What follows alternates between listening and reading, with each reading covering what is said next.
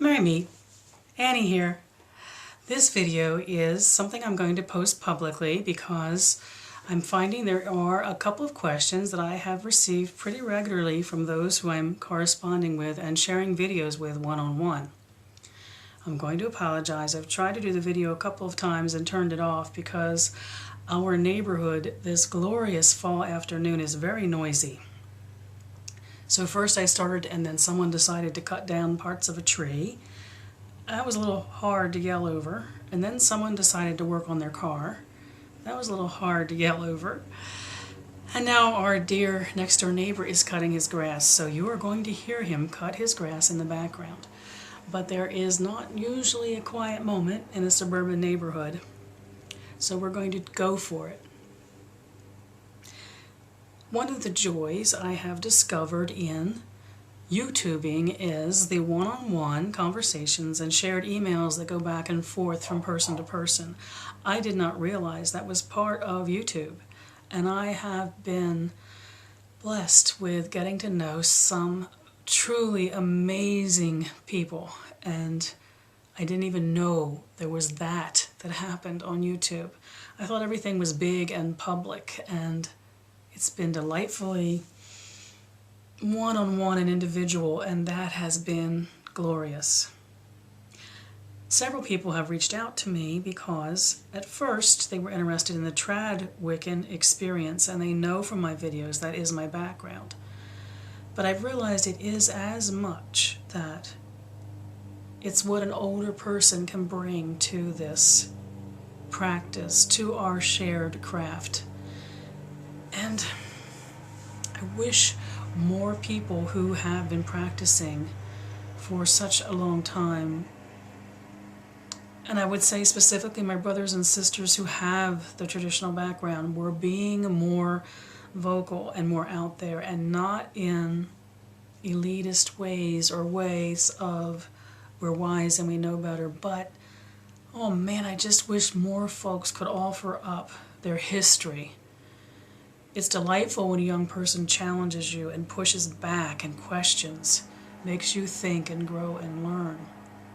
And I'm realizing that while someone might reach out to me specifically thinking it's a question about trad Wicca, that my answers are coming from my older woman self, my crone who has tried a lot of different things and experienced a lot of different things, and that's where my answers come from. So while both of these questions were presented to me from the point of view of what would the answer be from a trad Wiccan, I'm going to say I'm not representing trad Wiccans. That I do find I have a lot of differences with others who claim the same background as I. It comes from having the opportunity to study with elders, and then it comes from having had a lifetime to learn from that what resonated with me and what has taken on the deepest meanings. So maybe that's a disclaimer, but I was just thinking that that's where some of my answers come from when I talk to people on YouTube. So I guess I wanted to put that out. I get two questions pretty regularly. One is, knowing that I follow a very formal expression of Wicca, how do I find the time? How have I found the time in my life? How do I find the time now? And I used my altar that I have at the moment, which is my Maybone to Yule altar, at the beginning of this video because I thought it represented me. The religion of Wicca, to me, weaves itself in and out of all the aspects of my life. My altar is formal, it has structure, but it's also something I find beautiful and pleasing and peaceful. At the moment, my mirror is on it because it's the season of water, and I work with divination around water for these 3 months. So my altar kind of reflects what it's like for me. There is structure to it. And in that structure, there is time. There are daily devotionals. There's something I rise to. There's a midday devotional. There's something that I do at the end of the day. There are the moments that I am outside and opening my arms to the universe. There is meditation and prayer and journaling. And I think there probably were times in my life, I think I get the question because folks are struggling with the time it takes to develop a path, to weave it into your life.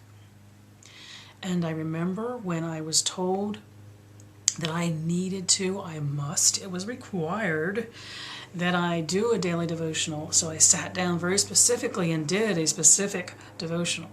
And it was required that I said goodnight to the deities and thanked them and reviewed my day. And I specifically set aside X number of minutes to do just that.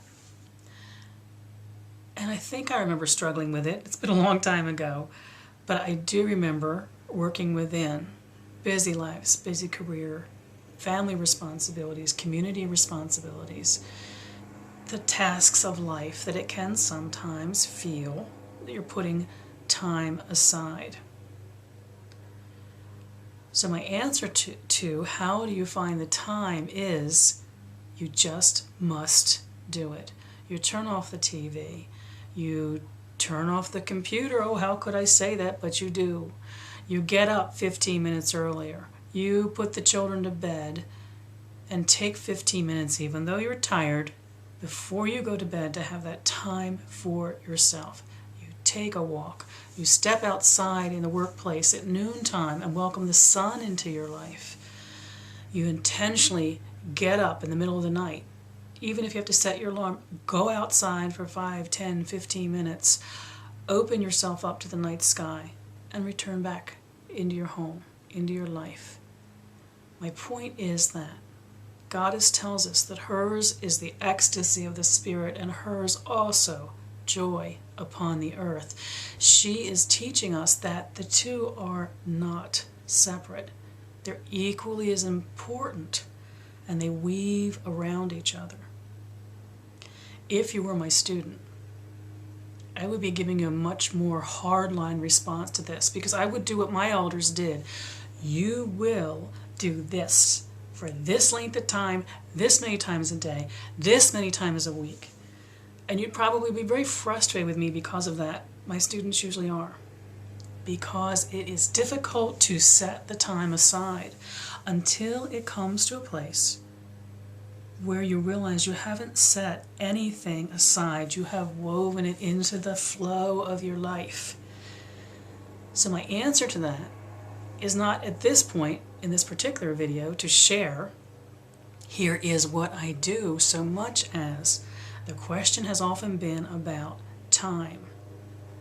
And my answer is, not as your teacher who would give you rules and regulations to get you on the right foot, but as your friend on YouTube, as your peer and your partner, as we walk the path together is, you don't make the time, you weave the time into your life. If it seems like an inconvenience to have that quiet time to do what you need to do, it will not always be that way. I can promise you that it will blend itself in to the flow of your life. You just have to do it until the pattern absorbs into the way you live your days. So there's my answer to the question, how do you make time? And do keep in mind that if I were the one who was spiritually guiding you, if that was our relationship, I would have a very firm and definite answer to make sure you're doing that. But friend to friend in a casual conversation, I offer you the spirit of it, which is when you do it, when your intent is to blend your lives together so there is no difference between the spiritual and the mundane, you will find it will not feel as onerous. Take a walk. Look up at the sky at noontime, even if it's out of your office window, even if it's out of your classroom window. take moments and blend them into your day. As always, I wish you mirth and reverence. Merry part.